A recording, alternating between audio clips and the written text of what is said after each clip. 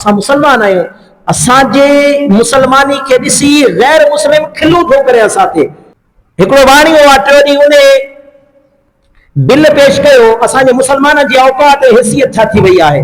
उन बिल पेश कयो त शराब जीअं इस्लाम में हराम आहे, ईअं शराब हिंदू मज़हब में भी हराम आहे।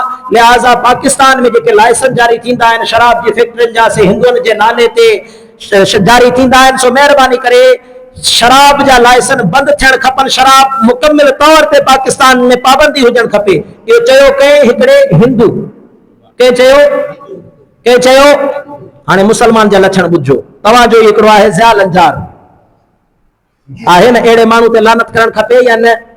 पार्टियुनि खां मथां उथी करे सोचींदा कयो, जेको इस्लाम जो न आहे असांजे मथां बि इहो घोरियो। थोड़ी हैसियत पंहिंजी पैदा कयो। कोई मोल आयो से मुंहिंजी पार्टी जो, पार्टी तव्हांखे क़यामत ॾींहुं छॾाईंदी छा? चंद ॾींहं अॻु में शर्मिला फारूकी उहा बि असम्बली में बकवास पई करे त असां इस्लाम जे ख़िलाफ़ कानून ठाहींदासीं। असां चयो माई असां मायुनि सां ॻाल्हाईंदा कोन आहियूं, पर तूं इस्लाम जे ख़िलाफ़ कानून ठाह। अल्हम्दुलिल्लाह असां बि मैदान में आहियूं इंशाअल्लाह तबारक व तआला।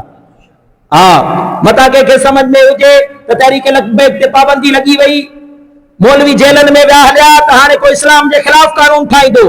बाबा जी फरमाईंदा हुआ तुसी भी मैदान लाओ ते असीं भी मैदान लावांगे, तव्हां इस्लाम जे ख़िलाफ़ बकवास करे ॾिसो, इंशाअल्लाह तबारक व तआला इस्लाम जा गैरतमंद फर्ज़ंद ज़िंदा आहिनि।